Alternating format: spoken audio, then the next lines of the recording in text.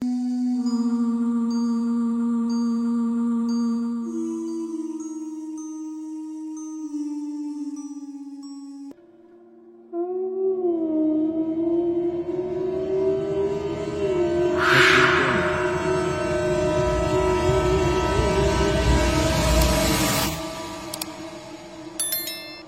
Assalamualaikum and welcome to Pika Storyteller Channel. Pika nak ucapkan terima kasih pada korang semua yang sudi untuk klik pada video kali ini. Dan seperti biasa pada yang baru saja datang ke channel ni, jangan lupa untuk terus tekan butang subscribe di bawah dan juga follow Pika di Instagram Pika Storyteller.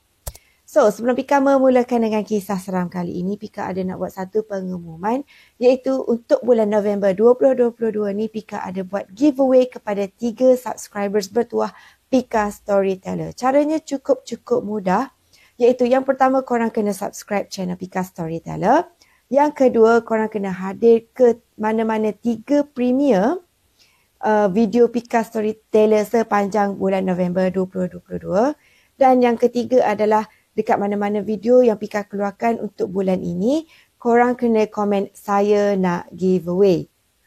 Sekiranya kalau korang nak tahu dengan lebih lanjut hadiah apa yang korang akan dapat semua, bolehlah klik pada description dekat bawah yang mana Pika ada letakkan sekali dengan link. Sekarang, tanpa kita membuang masa, jom kita mulakan dengan kisah seram kali ini. Yang mana kisah ini sebenarnya berlaku kepada 3 sekeluarga semasa mereka dalam perjalanan untuk pulang ke kampung halaman di sebuah daerah di Pahang. Jadi tanpa kita buang masa, jom kita mulakan dengan kisah seram kali ini.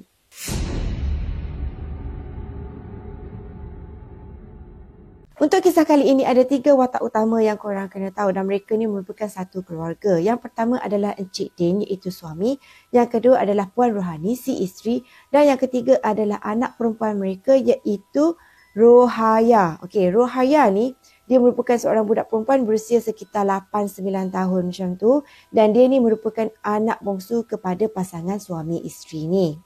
Jadi kebiasaannya bagi family ni setiap kali kalau mereka ni nak balik ke kampung halaman diorang dekat Pahang tu, selalunya mereka ni jenis yang suka untuk travel pada waktu malam. Sebab katanya pada waktu malam ni perjalanan tu lebih lancar, lepas tu kereta lagi kurang kan, tak adalah jam sangat, lepas tu lagi tenang lah sebab malam kan tak adalah panas macam waktu siang kan, lagi sejuk. So basically memang diorang ni suka sangat travel pada waktu malam. Sama macam Pika lah. Pika pun kalau biasanya kalau travel jauh sikit ni, Pika pun suka travel pada waktu malam juga. Okay, so sambung semula ke kisah kali ini. Pada masa tu mereka ni menetap dekat Selangor. Lepas tu mereka pun bertolaklah balik pada malam tu menuju ke Pahang ni kan. Masa dalam perjalanan tu semuanya lancar lagi tahu. Sampailah tiba-tiba Rohaya ni dia bagi tahu dekat mak ayah dia, "Mama, papa boleh tak berhenti dekat mana-mana sebab Ru rasa macam nak terkencing lah pula." Jadi kebetulan pula pada masa tu Encik Din ni dia memang nak isi minyak. Lepas tu kebetulan anak dia pula nak kencing kan. Jadi nak tak nak memanglah dia kena stop dekat mana-mana tempat yang ada stesen minyak yang berdekatan lah masa dalam perjalanan tu. Sebelum tiba-tiba mereka ni pun berhentilah dekat satu tempat ni, dekat satu stesen minyak. Dia tak ada bagi tahulah mereka ni berhenti dekat satu tempat stesen minyak je ke ataupun tempat tu adalah satu R&R. Dia tak ada mention pun. Cumanya benda ni berlaku di sepanjang LPT 1. Jadi lepas tu Cik Din ni pun masuklah dekat kawasan stesen minyak tu kan. Dan kata dia stesen minyak tu dia bukan jenis yang toilet attached dengan yang tempat jual-jual. Kan biasa kan stesen minyak dekat tempat bayar tu kan belakang-belakang dia tu kan ada orang jual biskut lah, roti kan macam tu kan. Dia tak adalah attach toilet tu sebelah ke apa, tak ada. Sebab kata dia toilet tu berada di bangunan belakang. Jadi masa ni Cik Din ni dia pun stop dekat belakang. Okey, lepas tu dia pun suruhlah wife dia dengan anak dia turun untuk kencing kat situ kan. Sementara tu dia ni akan patah balik ke depan untuk isi minyak. Okey, lepas tu Puan Rohani ni dengan Rohaya tu pun turun. Lepas tu mereka pun pergilah ke toilet. Dan Cik Din ni pun pergilah ke depan kan. Okey, masa ni sebabkan Rohaya tu umur dia kan dalam 8-9 tahun macam tu. Jadi memang dia ni dah reti lah untuk orang kata pandailah urus diri kan. Jadi Puan Rohani ni tak adalah masuk dekat toilet tu bersama-sama dengan Rohaya sebab dia tunggulah dekat luar kan sementara anak dia settle kencing apa semua. Dan masa anak dia tengah duduk dekat dalam toilet tu kan Puan Rohani dekat luar kan.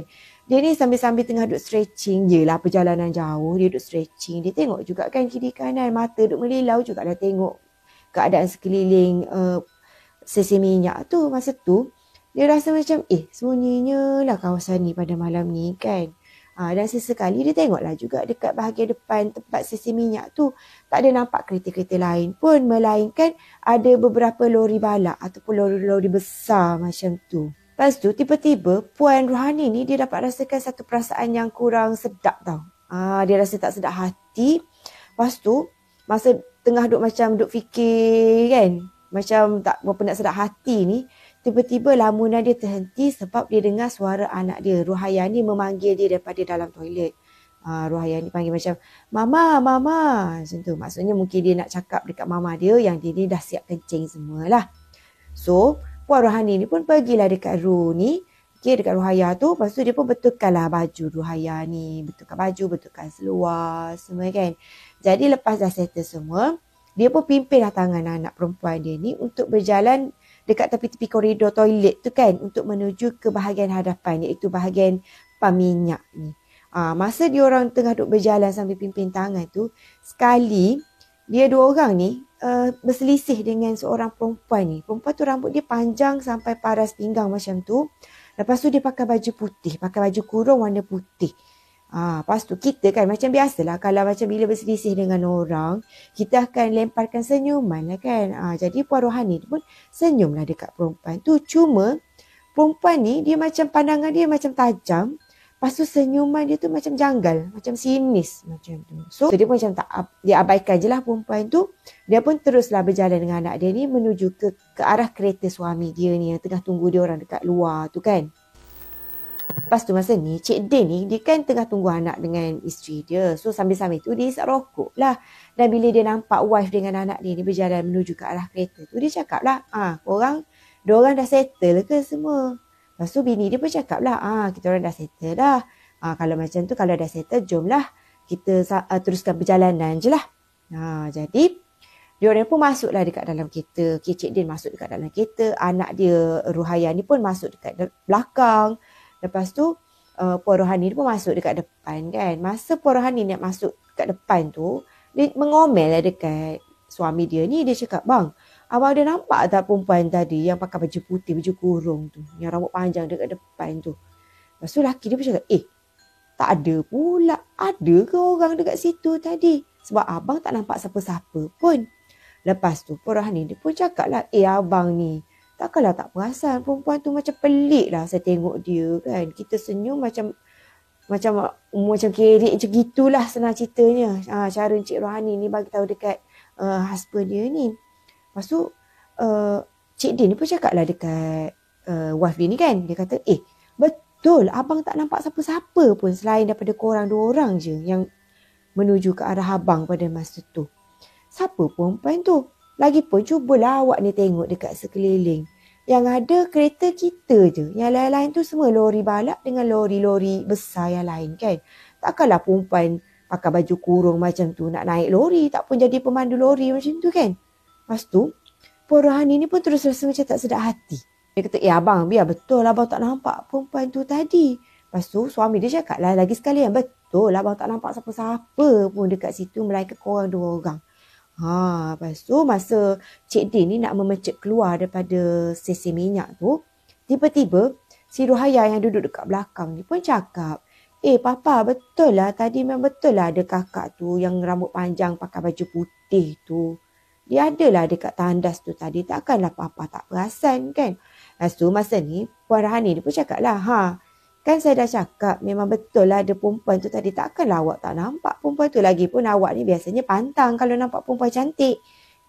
Kan biasanya memang nampak laju je laki dia ni kalau nampak perempuan cantik. Takkanlah perempuan tu dia tak perasan pula. So lepas tu Cik Din ni macam malas lah nak melayan bini dia ni kan. Yelah menanglah tu bini dia tu kan. Sebab yelah kot mungkin betul lah tu ada perempuan tu. Sebelum tiba-tiba dia orang ni terkejut. dengan apa yang dibagi tahu oleh anak dia ni. Masa tu, Ruhaya ni pun cakap, betul, memang ada kakak tu tadi sebab Ru jumpa kakak tu dekat dalam tandas. Lepas tu, Puan Rohani ni pun terus terdiam tau. Sebab dia cakap, tadi aku tunggu anak aku dekat luar tandas. Anak aku dekat dalam tandas, seorang je. Mana ada pula perempuan tu kan? Sebab memang dia confirm tak ada siapa-siapa pun yang masuk dekat dalam toilet tu selain daripada anak perempuan dia ni. Dia kan tunggu kat luar, mestilah dia nampak siapa-siapa masuk dekat dalam tu kan. Lepas tu, dalam keadaan tak sedar hati ni, Puan Rohani ni pun tanya dekat Ruhaya tu, memang betul ke nampak kakak tu tadi kan? Ada bercakap apa-apa ke dengan kakak tu? Lepas tu, Ruhaya ni pun cakap, ada. Kakak tu tadi dia tanya, nak balik kampung ke? Lepas tu Ru pun cakap lah, nak balik kampung. Lepas tu, kakak tu pun tanya satu soalan lagi. Kereta kosong lagi tak? Sebab kalau kosong, boleh tak kalau kakak nak tumpang? Bayangkan perempuan tu tanya macam tu dekat Ruhaya ni. Si budak kecil tu kan. Lepas tu Ruhaya ni pun macam budak biasa lah. Umur 8-9 tahun kan. Apa-apa mesti nak kena tanya mak ayah dia dulu kan. Jadi Ruhaya ni pun cakap lah dekat kakak tu tadi. Kakak Dia cakap dekat kakak tu. Boleh kot tapi dia kena tanya mak ayah dia dulu. Kena minta izin mak ayah dia dulu. Baru boleh kakak tu tumpang kita dia orang ni. Masa ni, kedua-dua laki bini ni dia macam saling berpandangan, terdiam. Lepas tu muka dua-dua dah start pucat tau. Sebab dia orang dah tahu yang sebenarnya kakak yang anak dia nampak tadi dengan perempuan yang dia orang duk selisih tadi kan, sebenarnya bukan manusia. Sebab memang impossible lah dua orang yang sama ada dekat dalam dua tempat yang berbeza. Korang faham kan? Lepas tu tanya pula anak dia soalan yang macam tu. Ada kosong lagi tak? Boleh tak kakak nak tumpang? So masa ni dua-dua ni dah mula rasa cuak, rasa takut kan. Lepas tu masa ni badan Puan Rohani ni dia dah start menggigil lah. Mungkin disebabkan oleh dia teringat muka perempuan tu pandang dia tajam. Lepas tu senyum sinis macam tu kan. Lepas tu kena pula perempuan tu sebenarnya dah tanya soalan macam tu dekat anak dia dekat dalam tandas tu. Sedangkan tak ada orang pun dekat dalam tandas tu. Jadi anak dia ni bercakap dengan siapa? Betul tak? Jadi masa tu Encik dia ni nasib baiklah. Alhamdulillah dia orang ni memang adalah bawa. Kan ni kisah ni kan berlaku berbelas tahun lepas kan. Masa tu dia orang pakai CD lagi tau. Bukan macam sekarang lah punya kereta yang mana boleh pasang Spotify direct macam tu kan, tak ada.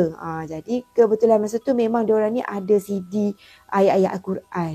Jadi untuk memastikan perjalanan diorang ni kalau boleh lagi tenang lah. Jadi husband dia, Cik D ni pun pasanglah alunan suci ayat-ayat Al-Quran dekat dalam kereta tu. Sebelum dia pun meneruskan baliklah perjalanan dalam keadaan anak dia dekat belakang tu macam budak kan, dia tak tahu pun yang dia jumpa tu tadi sebenarnya bukan manusia.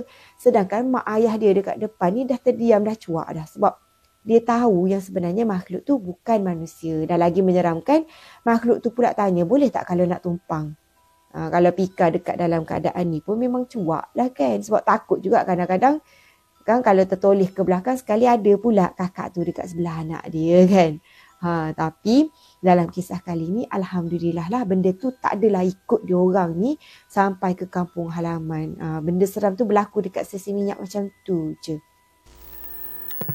So dekat sini korang rasa-rasa macam dekat mana? Sebab kata dia berlaku dekat LPT 1 kan. Sebab LPT 1 kan menuju sampai ke Pahang kan. Lepas tu LPT 2 sampai ke Terengganu, betul tak? Jadi dia kata kejadian ni berlaku dekat LPT 1 macam tu lah. Pika pun tak pastilah dekat tempat mana exact location tu sebab dia tak ada mention pun. So dekat sini, apa pandangan korang tentang kisah seram kali ini? Seperti biasalah, Pika nak korang komen dekat bawah pandangan korang tentang kisah kali ini. Dan seperti biasa juga, tolong like, share dan juga subscribe dekat channel Pika Storyteller. Dan juga follow Pika di Instagram Pika Storyteller. So itu sajalah video Pika untuk kali ini. Jumpa korang lagi in my next video. So see you soon. Bye.